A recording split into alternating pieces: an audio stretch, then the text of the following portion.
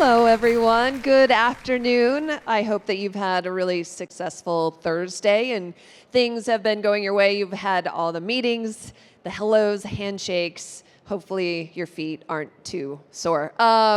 We have our next panel coming up, and we're so excited to introduce you to this discussion, which is deciphering demand trends and decoding price patterns in power sports.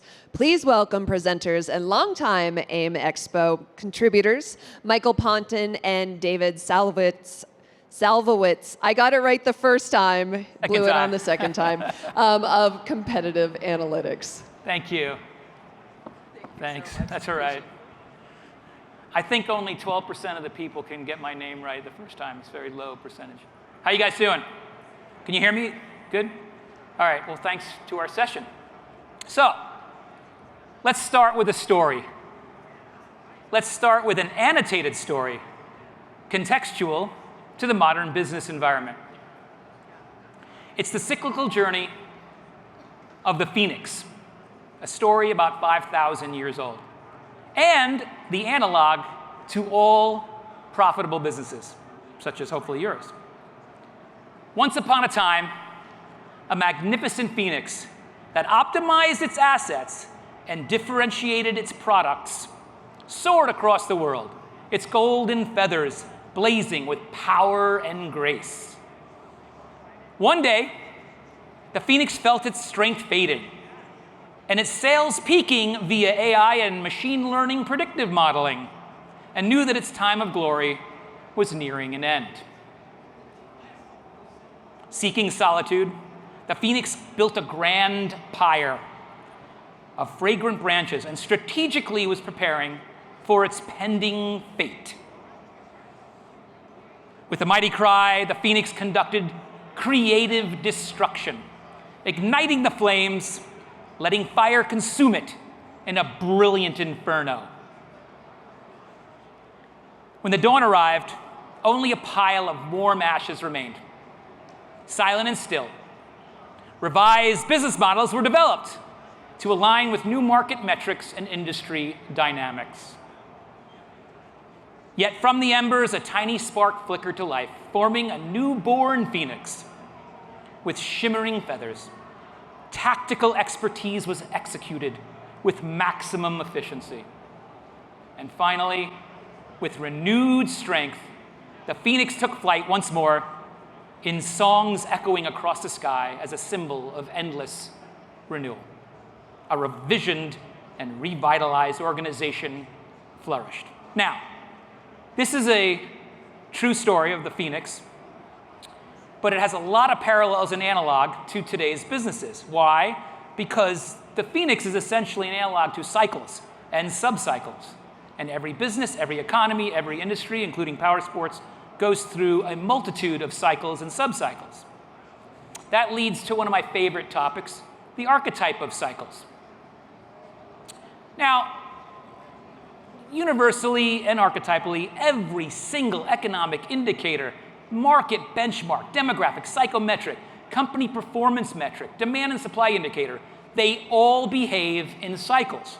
And there are 4 characteristics of every single one of those. Where have you been? Where you are now? Where you're going? And where you want to be. Now, a simple phased cycle looks something like this, right? There are kind of 4 phases: expansion, deceleration, contraction, and recovery. And there's a peak and there's a trough. Pretty simple, right? But we're going to look at the total motorcycle sales from 1996 to 2024. And that's what it looks like, right? There's some cycles in there. The trick is, it's not one singular cycle. Context and perceptions matter. Now, this is a whole other dissertation we can go on for like hours, but we're going to focus on just 2 analyses of cycles. A 28-year look back and a 14-year look back, right? The latter being where we're going to eliminate the exacerbated peak and trough. So let's take a look. We're going to use what we call a 17-phase business cycle, right? And when you're looking at cycles, you always want to kind of know where the stabilized equilibrium is. And you want to know where the peaks are and the troughs are, et cetera, et cetera. And the way we defined it internally at Competitive Analytics, we used a 17-phase cycle. Now, when you look at 28 years of data, which is all the data that MIC has, and by the way, we have really granular data. When I get to microeconomics, I'm going to actually show you specific quarterly revenue data from specific companies in a moment. This is what it looks like. So as an example, in the last 28 years, maximum year-over-year sales growth was about 156,000 units, or almost 30% growth year over year. Now, if we look at the next 3 percentile markers, the 90th percentile was about 21% growth. The 75th percentile, or the upper quartile, if you will, was around 8%, and the 60th percentile was about 5%. The median, around 2.2%. Now, why is that number kind of interesting? Because that is very close to the long-term inflation rate. So in the last 28 years, the motorcycle industry, in terms of year-over-year sales growth, has been mimicking long-term inflation. And then looking at the down cycle a little bit more closely, the 40th percentile, about 0.5%, and then you've got some negatives there, -3%, -7%, and -41% for those bottom percentiles. Okay? Now, we're going to look at the shorter cycle, the 14-year cycle. Before we do that, I just want to let you know that this is where we are right now. The last reading as of December 2024, we're in between phase 7 and 8. So let's take a look at the 14-year. Now, I'm not going to go through all these numbers again, but you'll see that there's just a giant compression because we've eliminated that large peak and trough. Now, you can see here the median is 0.4%. It's low. There's been a massive compression in sales in the overall motorcycle industry. We're going to give that a little bit more context in a moment. So the big question, though, is this is a lot of statistics and data. How does this relate to you?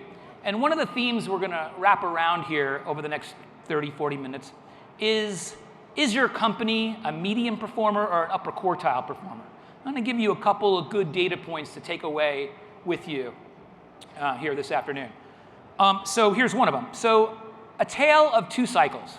If we just look at and summarize the 28-year and 14-year motorcycle sales charts I just showed you, you want to pay attention to the median, the 50p, 50 percentile, and the 75p.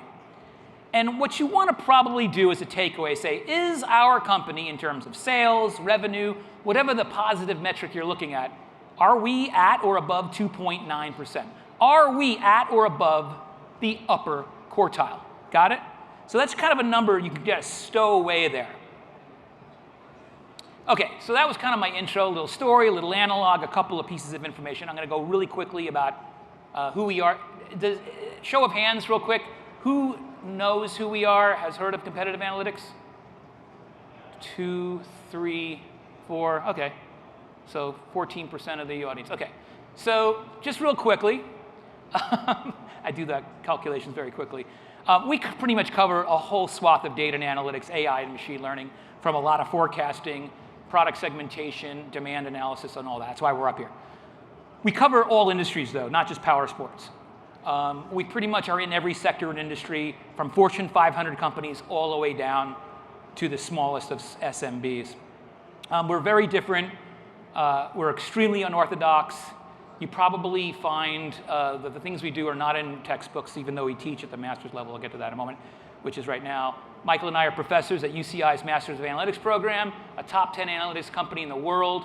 I teach in Switzerland over the last 5 years, strategy and predictive analytics, and this is new and late breaking. They just crafted a course for me that they want me to teach, AI and new technology for leaders. So if you're C-suite, a leader, and you're just trying to figure out how does this AI thing integrate into my company, I'll be happy to chat with you, guide you, do any do-it-yourself tips that you'd like. I always throw this in here as a slide because I'm often in your place, sitting there in the audience going, who the hell is this person talking? Why should I listen to them? And I usually start off with a lot of incredulity and skepticism. There's a lot of reasons, but just look at the last one. Maybe this is a little egotistical, but we've been in business for 25 years, and we've never had a down year we've always been profitable every year. So I would just say I think I know a little bit about a few things, and so does Michael, so pay attention today. A little bit more about who I am, and then we'll jump into some more interesting data and analytics. Who am I? Again, my name's David. Pronounce my name Savlowitz. CEO, founder of Competitive Analytics. I'm a professor. I'm a business economist, data scientist. I'm also a storyteller, an RPG world builder. If you don't know what that is, in a moment I'm going to give you a little bit of a sidebar here. And I love music. I have a full recording studio at home. So here's the sidebar. I can't even believe these slides are in my presentation deck, but I'm pretty passionate about this little side project. It takes about 30 seconds. There may be someone out there that might find this interesting and intriguing.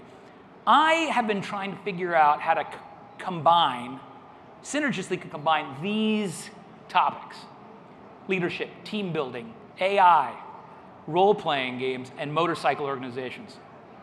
And I came up with an idea that I was going to present and have a session at this AIMExpo, but too many things were happening. I couldn't pull it off. But essentially, it was kind of doing a one-shot, if people out there know what that means, called Motorcycle and Dragons. Maybe we'll do this in the spring or at next year's AIMExpo. If you're interested or this is intriguing, just come talk to me after our presentation. Okay, so the first thing we're going to cover here, from like macro to micro, is we're going to talk a little bit about demographics, macroeconomics, and microeconomics. And for those of you that may not know, demographics is the study of the population via age, gender, income. Macro is the study of the overall economy. We're not going to go into any of the specific metrics. We're going to use an index that we created called the 1,000-point strength index, called the TPSI. And for micro, it's a study of individuals, consumers, and businesses. And we're going to look at 3 specific OEMs and a whole bunch of specific granular revenue data that we got a hold of. It's public, so it's not like we stole anything, okay? All right, so let me shift over to some dashboards.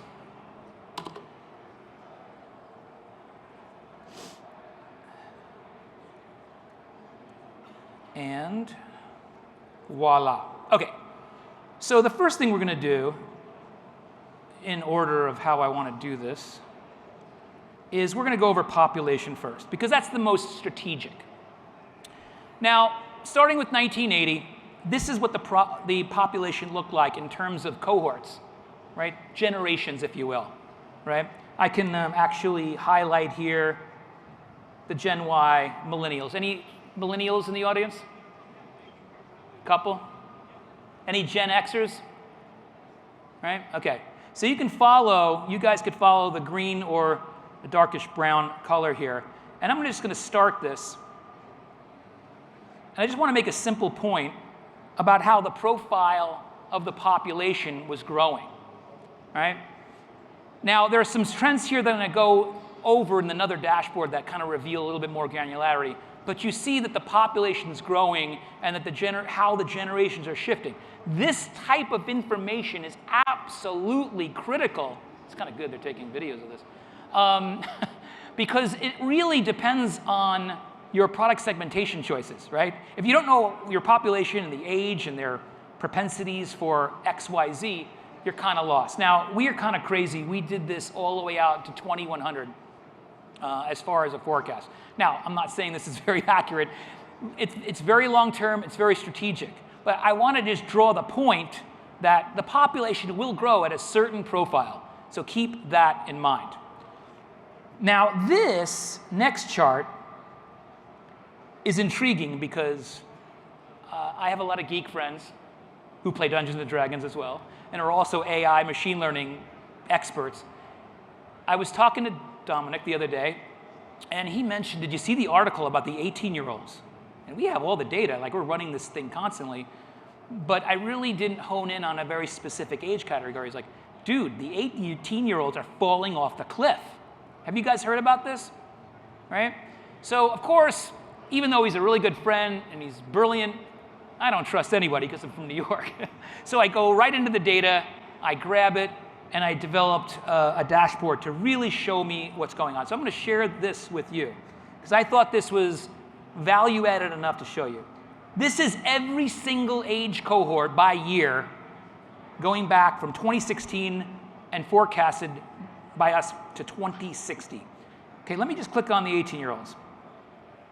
Now this is really fascinating because as you see, this aligned with exactly what I was told, so I was happy.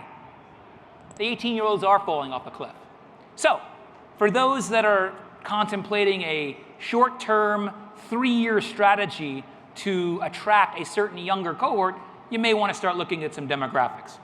Now, just to complete the story here, let's just go to the 25-year-olds. Same thing. You see this? This dark vertical line is where we are right now, 2025. If we go to the 35-year-olds, same kind of trend. Okay, I'm not going to go through all 90 cohorts, but if we start, maybe I'll just show you the 50-year-olds or 45-year-olds, say, or 50. A different story is taking place, which is what you probably already know is the graying of America. What you don't is that this trend is really exacerbating and growing at almost exponential rates. So again, I bring this up because this is more of a long-term overview of what's happening. Demographics is what you got to look at. Now let's shift down to the macroeconomics. I'm sure some people have seen this before. I may be a little over in my time. Michael's happy about that. So the TPSI, or 1,000-point strength index, is an index we created that looks at hundreds of thousands of economic drivers. If you're thinking of something, it's in here. Okay? It's an index from 0 to 1,000, where 500 is equilibrium. Okay? Anything above 500 is relative strength. Anything below 500 is relative weakness. The 500 mark is your Mason-Dixon line, essentially, or your Rubicon, if you will. Now, we're nuts, so we gathered data all the way back to January of 1792. Yes, there was economic data way back then. And we took it and extrapolated it and modeled it all the way to, well, we track this every day. And what's happening here? Cycles, right? Cycles. Now, I just want to make one point because you're going to probably thinking, where are we right now? So let me magnify all the way to, I don't know, the last couple of business cycles. There we go. We can see down here the financial contagion of 07, 08, 09, right? You've got COVID right around here, right? And so the takeaway here is that the economy is below equilibrium. Period, full stop. Anybody tells you that the economy is really strong is not really understanding the data. It's relatively weak based on a lot of the history that we have. Okay? We do expect, though, a trough probably sometime later this year and an expansion phase. Again, think Phoenix, think the different cycles.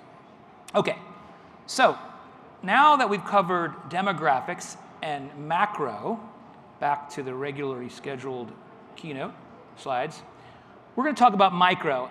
Now, what's cool about microeconomics is this is highly contextual.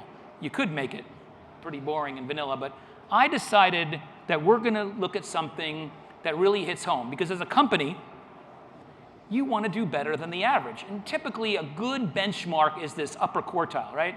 If you're in the upper quartile, you're in the top 25% of companies at whatever you're measuring. What we did is we took, for a lot of reasons I'm not going to go into right now, 83 quarters of revenue data from Harley-Davidson, Polaris, and Piaggio. Am I pronouncing that correctly? And so those three companies, we combined, all public information, by the way, just usually generally very, very hard to get, assemble, extrapolate, and model. But you're going to see now those three companies as a unit, as if they were combined. Okay? So here we go. Together, there's a range between 1.4 billion and 4.4 billion. And this is what we have. Now again, you're going to notice some cycles and some seasonality as well. But here's what this is what this is going to tell you, and then I'm going to tell you the takeaway for you. From 04 to 09, you've got kind of a slight upshift and some stabilization, and a slight downshift. From 2010 to 2014, there was an overall growth of all three of these companies in aggregate. And then you could say there was probably a period of stabilization from 14 to 21.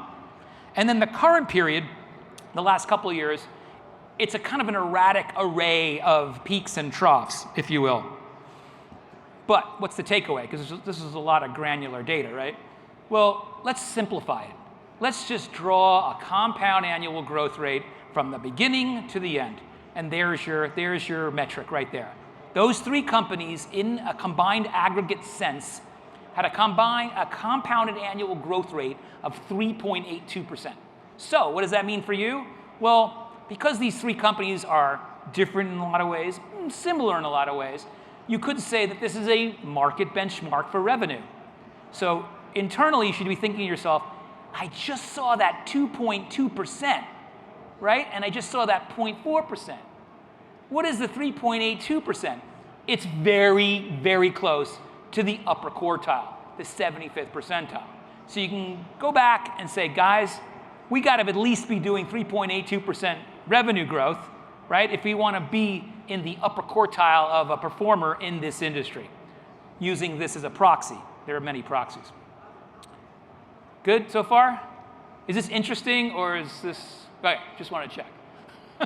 Sometimes I get these facials where they're like, what the hell is this guy talking about? Okay, one more microeconomic metric I love, and a few people know about it.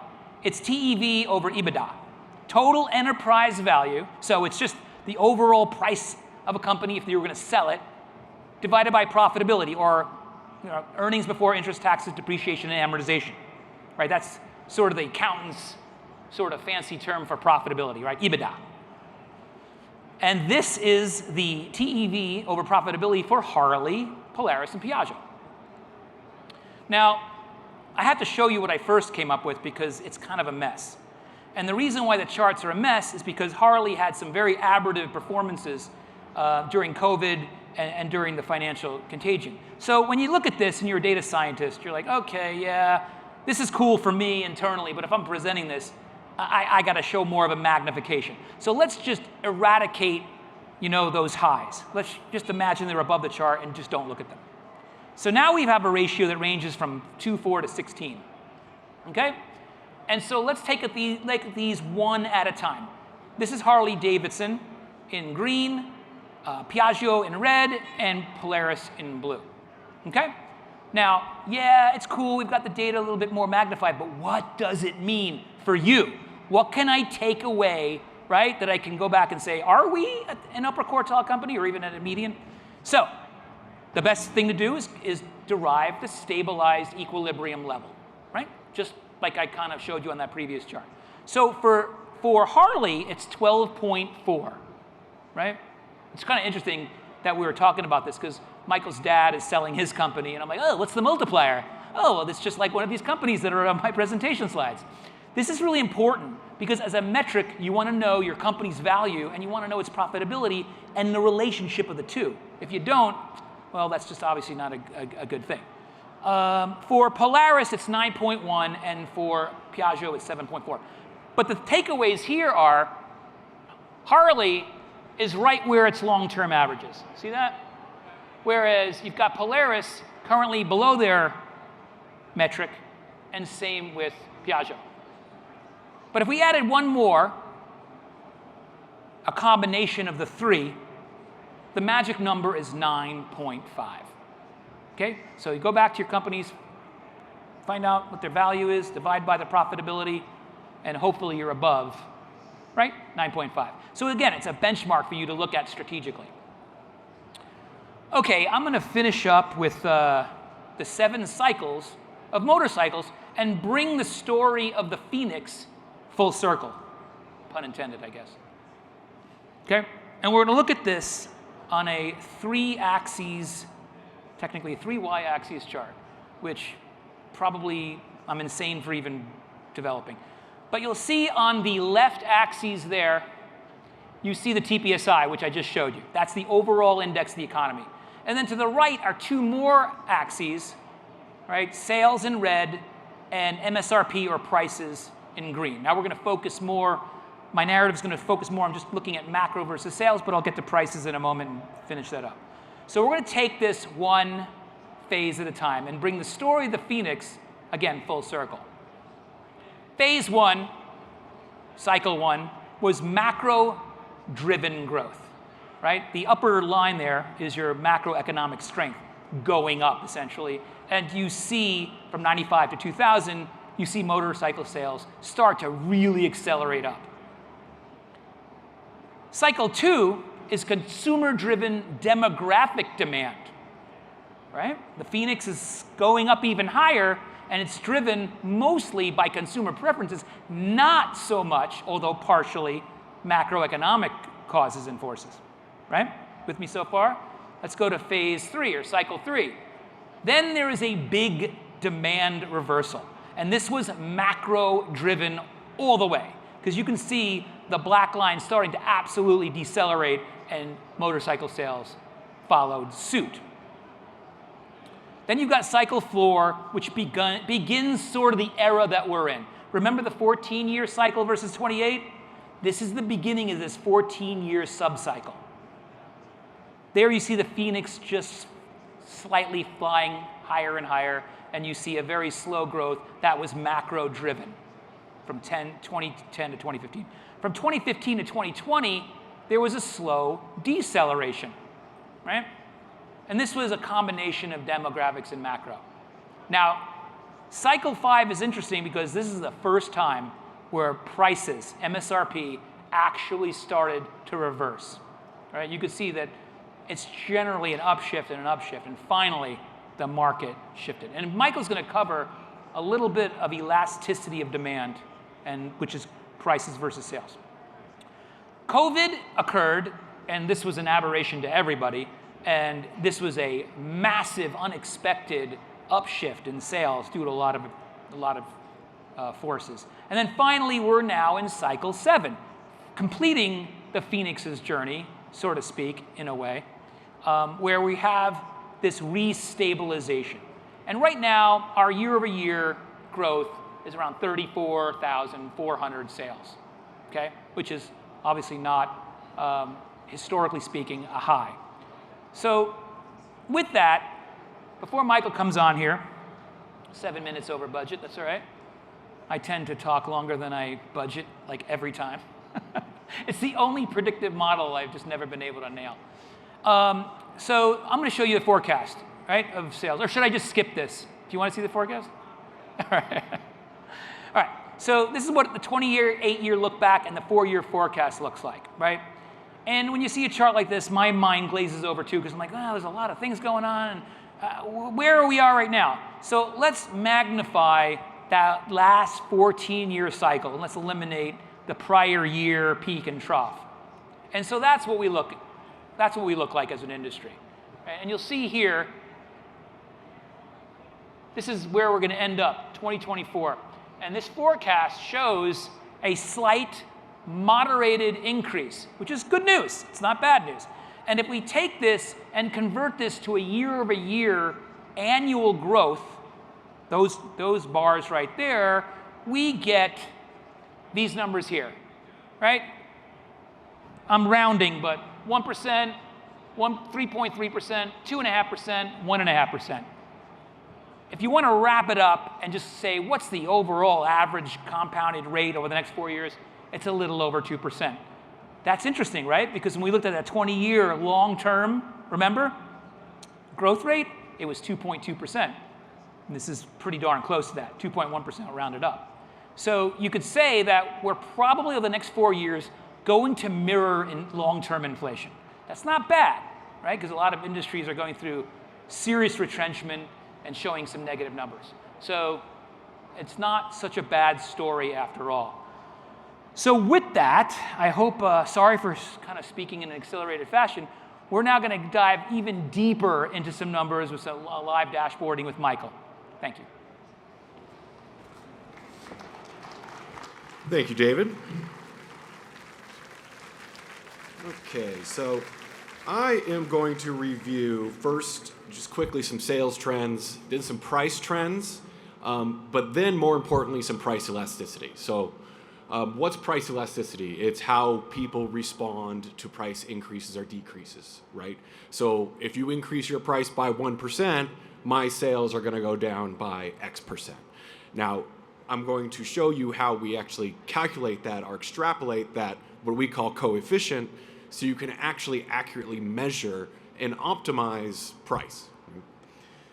So here we're looking at aggregate sales, all motorcycles, right? And we could see, right off the bat, there's a lot of seasonality in motorcycle sales. That's nothing new to you guys. Everyone knows that. The important part is that seasonality varies by segment as well. So it's very important when you're doing demand planning and modeling that you know the seasonal factors for each individual segment, because it does change. The peak for one segment may be December, or in another segment it may be June. So it's really important to know those components. But let's get rid of some of the seasonality so we could just look at the overall long-term trend. So I'm going to change this to a moving average. Like say a 12-month moving average. And now I can see a more long-term trend in sales. And I'll explain what these green and red lines are in a minute here. But first, I'm going to get rid of some of this historical data. This huge run-up and downfall. I'm going to focus in just on, say, the last decade or so. So I'm going to change this date parameter to, so now we're looking at pretty much from January of 2011 to current. And we could see overall sales have increased substantially. Again, you see that COVID run up. And again, if I go by segment as well here, which I'll do in a second, you could see how COVID impacted the segments differently. Some went up, some went down. I mean, if you're looking at like side-by-sides or ATVs, you see a big old spike. If you're looking at cruisers, for example, you don't see that spike. So again, very important how you model each segment individually. But what I'm going to go ahead and do, because you're probably wondering what this 19.11% is, I'm going to switch this from actual sales. So you can see this axis is actual sales, 12-month moving average. I'm going to change that to an index. So I'm going to index January 2011 to 100. Right? And that's going to grow over time to, right now, we're at 119.1. So since January 2011, sales have increased by almost 19%. Basically, we're 19% higher than we were on January 2011, which is good news. And then the green line and the red line, this is what we call our expansion signal. So when this line starts to increase and goes beyond the green, that's a signal for expansion. Right? When it starts to decelerate and it goes back through the green and even through the red, then we're in trouble. That's more of a compression signal or recession signal. So let's take a look. I'll click through some of these different segments just so you can see the varying patterns. Adventure, up 300%. Competition, 73. Cruiser, down 56%. So you can see the trends vary quite substantially based on the segment. Now let's toggle over to price and take a look at what price has done since January 2011, up 7.32%. Inflation since that point is like 46% about, so it hasn't even come close to catching up with inflation. Now let's take a look at all of the segments from January 2011. You can see only one segment, touring, has come close to keeping up with inflation. The rest are substantially lower. But now I want to get into, we've covered just briefly sales and price. What I want to do is compare sales and price. So on the vertical axes here, I have price. And on the horizontal axes, I have sales. And I have a simple trend line going through this scatter chart that represents my demand curve, right? This is like Econ 101, price and sales. And you could see the negative correlation, which makes sense. I increase price, sales go down. I decrease price, sales go up. Now, how do I measure this line? Right? There's a few fancy tricks you could do, but with simple linear regression, I'm sure some of you remember linear regression from college, we can make that line linear using logs. I know, if you're interested in actual math behind this, please come see me after and I'll show you how to do this. But now we're looking at this confusing equation that we see on the chart here, right? Where it says average sales log equals negative 1.92 so on and so forth, times average price log. That negative 1.92, what does that mean? That means if I increase my price by 1%, my sales will go down by 1.92%. That's what that means. Now, this is for all sales, right? This elasticity varies substantially by segment, right? In fact, if you look at this chart, just a 2D chart, price and sales for side by side, it's inverse. Because the segment is so relatively new, the price has always been going up and the sales have always been going up. So if you look at that relationship, it doesn't make sense. What you have to do is look at other economic drivers to make sense of that data. So I'm going to hop over again to another example of this. This is, again, another demand curve example. MSRP on the vertical axis, sales on the horizontal, and again, there's that demand curve. Right? This is actually specifically for off-road. I can make that line linear, again, with some simple math, and there's that. Again, you can see that coefficient, negative 1.73. I raise my price 1%, my sales go down 1.73%. Now, I've recently gotten emails over the last week from 2 separate clients asking me to do this for them by segment because of the tariffs.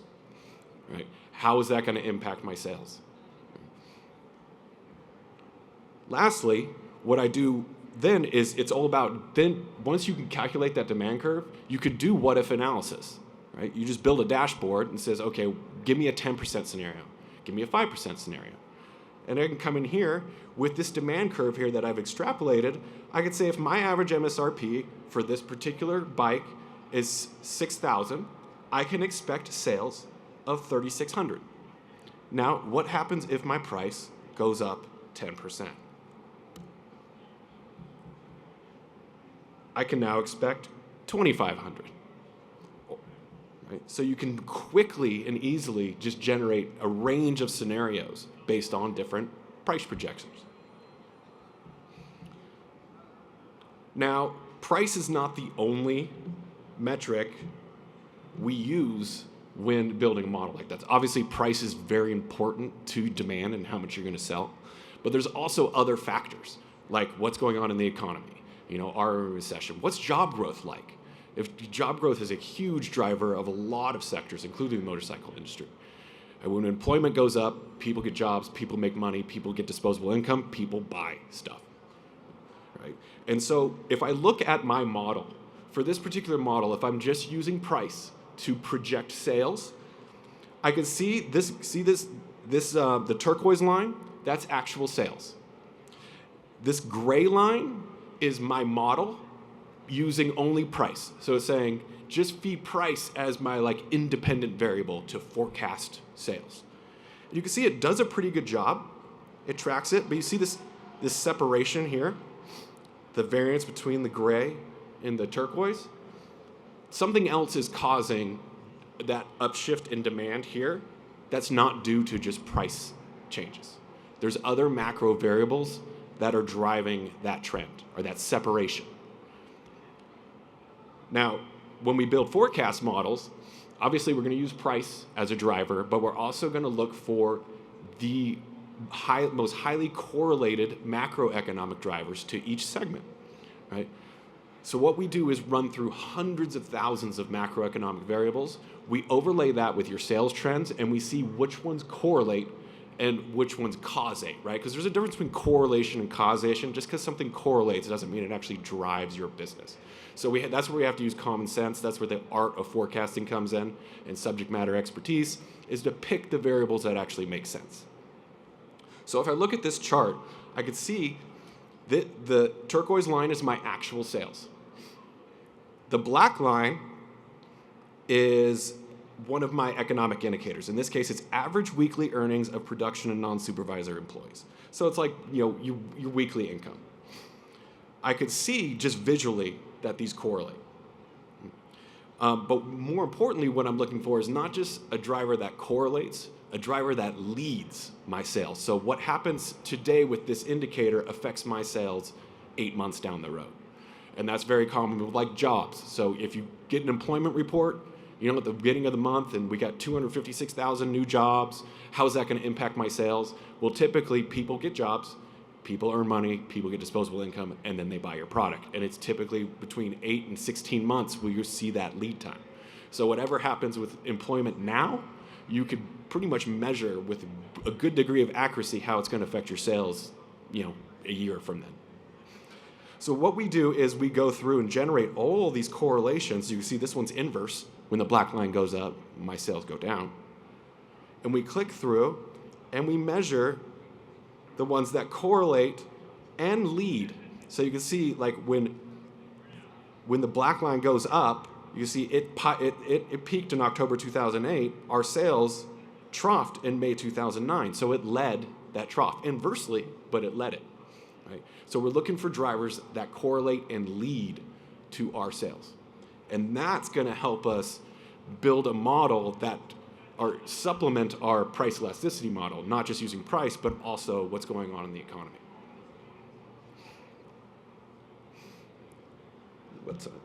Lastly, before we wrap up here, I put together a competitive benchmarking dashboard.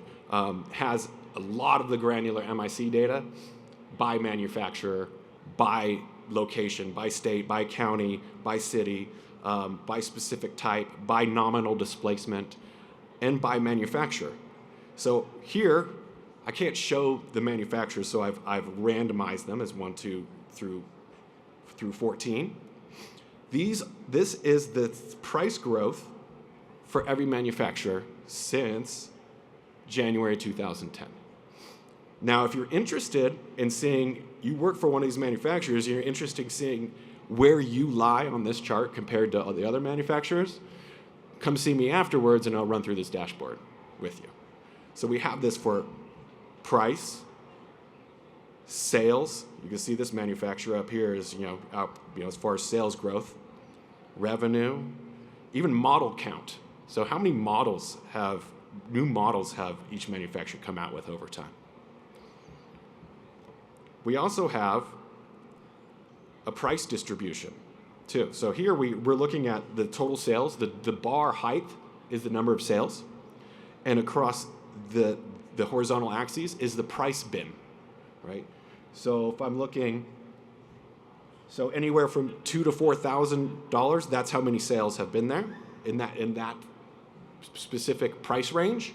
And then for this specific example, manufacturer XYZ, I just have an example here, they occupy about 25% of those sales. So if you're interested, again, if you work for one of these manufacturers, you're interested where your hotspots are along this distribution come see me and I'll show you.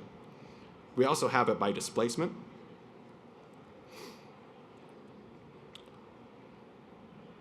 And even further, too, we have what I just showed you, price versus sales, too. Again, for each individual manufacturer, by segment, by nominal displacement, everything. So you can calculate your elasticity curves at a very, very granular level, not just even an overall segment. Sometimes you want to cluster your models into like segment, whether that's like the type of product or the displacement. That's how you really want to calculate those demand curves at a very granular level. And there's a few other trends. I know I'm running out of time here, but if you're interested in seeing some other cool dashboards of sales over time and how basically the segments have evolved over time as far as where they stand in sales, benchmarked to each other. Like touring, our cruiser, which was once very popular, has now become one of the lower ranked as far as the number of sales. If you're interested in seeing a lot of those trends over time, please come see me afterwards, and I'll show you this dashboard. But with that, I know we're running out of time. I'll bring David back up, and we'll open it up to Q&A. Thank you.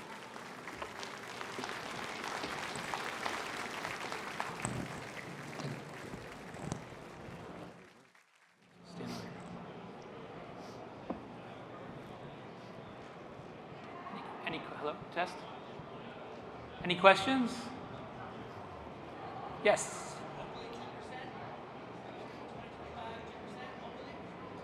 Hold on. Hopefully just 2%. hopefully a decrease in 2%. 2% increase in 2020. Of sales? Oh, right, yes. Yes. Or long term? Yeah, well, that's long term, 2%. That would be a little optimistic from the specific forecast of 1%. But I like it. You're very. Maybe a 1.5. All right. And it varies by segment. Yeah, too. forecasting doesn't work on an auction basis, but sure, why not? 1.5%. We have microphones in the audience. If you have a question, please come up. I'll go ahead because I'm really interested in the tariff issue, obviously, Yeah. And how that's going to impact our manufacturers, our dealers, everybody else in the country. So you mentioned that you had some calls from customers. I know you can't divulge to us which companies would be impacted how, but is it that same like 1 to 1.9 or 1.7 or 1 point whatever, or does it get up higher? I mean, obviously, if you get to 10% level, that's a pretty negative impact. That's right. A 20-25% Yeah. level is going to be just decimating. So- Yeah, go ahead. I'll just give the macro and you can maybe Yeah. fill in the granular. So yes, I get a lot of questions about politics, and I just do not enjoy answering any of those. Because as a field of economics and data science, we have to maintain absolute objectivity. But I can tell you a few things. So the tariffs, and this is an email I just sent yesterday, so I'm just going to refer to it. So GDP right now is at 2. I'm going to speak in terms of macro, okay? And this will give you a little bit of an understanding of the impact. Because I don't think people really realize that this is a bad thing across the board. Now, I did write that the likelihood that this is going to happen is pretty low. In fact, a lot of the administration is walking back, right, the threats of tariffs. But let's just assume they're going to go forward for a few months. Right now, let's just say they go through for a year. GDP at 2.3% right now is probably going to decrease to a range of negative 1.4 to positive 0.8, which is a pretty significant downshift. That would most likely lead to a recession. Okay? Period. Full stop. Prices that everyone's, right, very, very much attuned to. Can you believe how expensive everything is? That's a whole other dissertation right there. Right now, price inflation is 2.9%. We ran a preliminary model, and if tariffs stay in effect for a year, and that's Canada, Mexico, and China, we're predicting that inflation is going to jump at least to 4.4 to 6.8%. And that's at a minimum scenario. It can go north of there. And some economists we've just read are way north of there.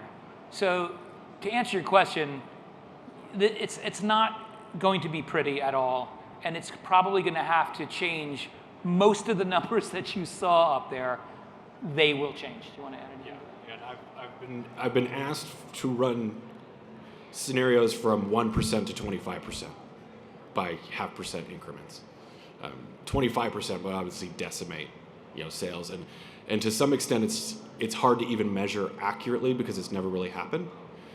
So that demand curve, it ends at some point, and then it'll kind of go off on its own, approaching the axes ad infinitum, and so the model becomes much less accurate once you get out of the historical observations. So at that point, it is somewhat of an educated guess. The only good thing about the tariffs, there is a bright side, is it's an excellent test for economists because they would have an example of reading what would happen if. But no one wants to go there. I'd rather not have that data. It'll be abysmal. Good question, though, and I knew that was going to be asked. That's why I brought my phone up here. It's like, I just answered that question. Any other questions? It could be about anything. We're pretty broad-based here. Anything about your company or strategy or demographics? No? What we'll do, there you go. I don't know how to get specific with the question other than it doesn't look bright at this point based on the information that you've presented.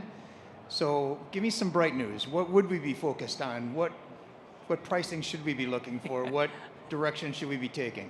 Right. So I will say that as a company, we've got ourselves into trouble so many times because we just tell it as it is. And we don't give a boop about what the client wants to hear. And that's our differentiation, believe it or not. It's amazing to me that our differentiation is we're apolitical, unvarnished in every way. If it's bad, it's gonna be bad, and we're just not gonna sugarcoat it. So I understand what you're saying. I believe that with every down market or negative perspective on a cycle, there's always opportunity, always. And so that usually comes with differentiation, every time, right? You know, how do some of these companies do so well in a downshifting cycle? And they're generally differentiating, okay? Almost 99% of the examples and case studies that we look at, they are differentiated. They're providing something that is above and beyond what is generally being, right, produced. And I know that's sort of a ridiculous, bland, vanilla statement, but it's true, and people hear it, but they don't execute. And that would be the second thing, right? Ideas are cheap. Execution is everything, right? And people don't really understand how difficult that is. So if you have a differentiated idea and you can execute, then you can ignore everything that's happening here because you're now in your own ecosystem. And we do give presentations and client workshops about how to get there. Like, if you're in a blue ocean strategy, I think I gave that presentation last year. Have you guys heard of blue ocean strategy? If you're in a blue ocean, you don't care about any of this, honestly, because you are your own player in your own submarket, creating your own cycles. So that's the only bright news, is that everyone has the capacity to be a blue ocean player, but you know, it takes a culture, by the way, in the company to do that. Bless you. All right, I hope, did that, I mean, I guess I'm trying to figure out the bright, okay, here's another bright spot specifically. The macroeconomy is nearing its trough. And so we should expect the rebound, right, and the reacceleration sometime in spring or summer, statistically speaking. But of course, the tariffs could throw a monkey wrench into that. But if not, we could see, as a bright spot, the reacceleration of the cycle. So there you go. There's 2 points I gave you. Does that help? All right, yay, I got a hooray. A fourth question. Let's break a record here. We usually get 3. Does anybody want to do a fourth question? There we go.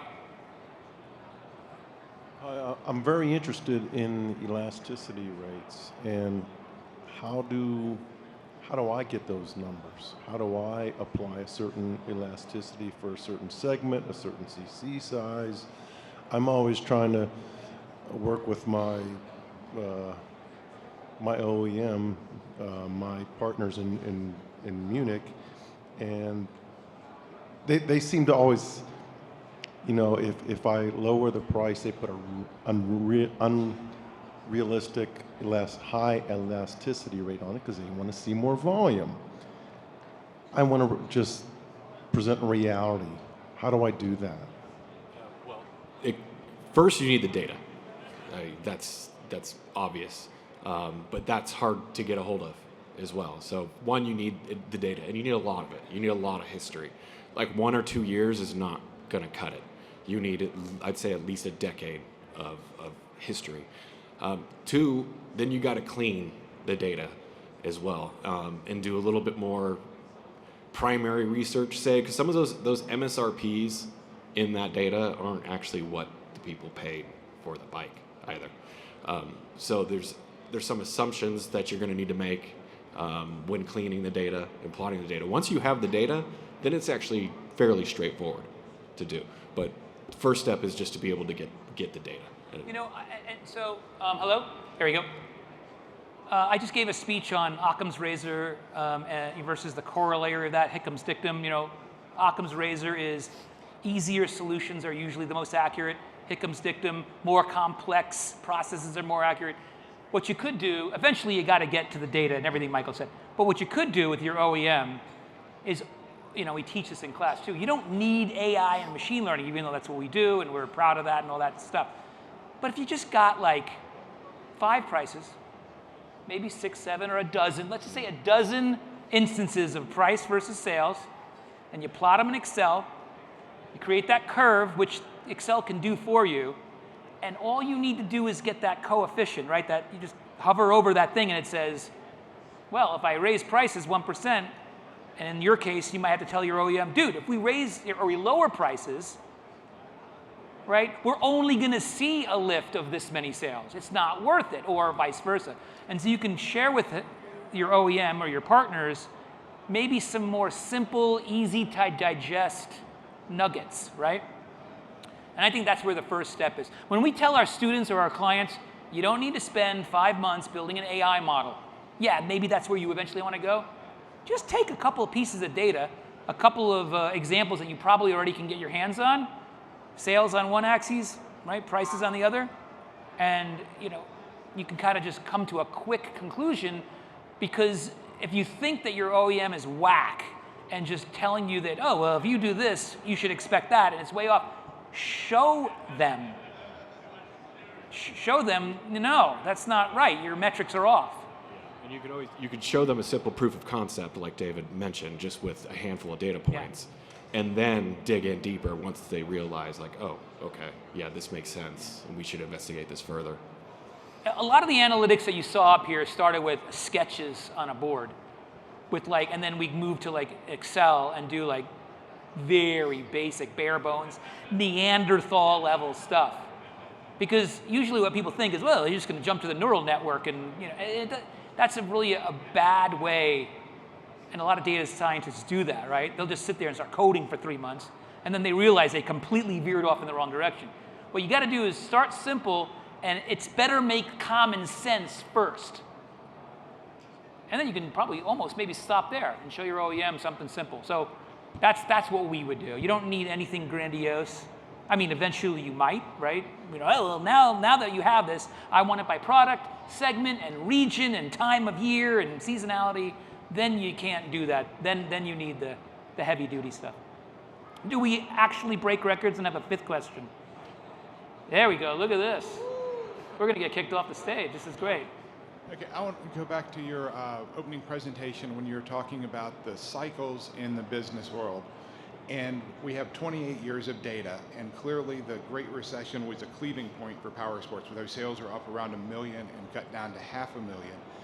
How does that event, which in my mind was defined by the Great Recession, causing that as a kind of outside event? I realize there were things that led up to it, but where does the cycle change? To me, these are two different eras that we're looking at. Right. Where does the cycle still affect the same way, or? Right. So maybe put on the longer term one, the 28 year. What you're talking about now is paradigm shifting, right? That's not the GDP going down. That is a Great Recession, right? If I was in the classroom, I'd be banging the wall right here, pay attention to this, downshift. This was a paradigm shift. This was not just, right, the recession. And then once you got down to here, the propensity, the proclivities of what consumers wanted completely changed. If you're looking for these levels, that is going to have to be a sea change. Now, I don't have an answer for that, but it kind of relates a little bit to the other gentleman's question about differentiation and innovation. That's the only way that is going to get up to prior historical levels, right? And that's difficult for a number of reasons, whereas consumers generally stay in their silos for a long, long time, right? That's what demographics are for. So, and more bad news, but we don't, again, when we were doing this a few years ago, we first started with MIC, they were expecting our forecast models to just jump up to 2006 levels. We're like, no. No model is going to produce that, and they were again mad at us. But we held our ground very firmly and said, no, there's no model that's going to correlate to that. So it's going to there needs to be a paradigm shift for something like that. I want to thank everyone for your attendance and your attention too. I know some of this stuff is a little dry. We try to make it entertaining though, at least, right, with stories and mythologies and examples. But we'll be available if you want to ask us a one-on-one question about anything. We're pretty open book and transparent. But again, thank you very much.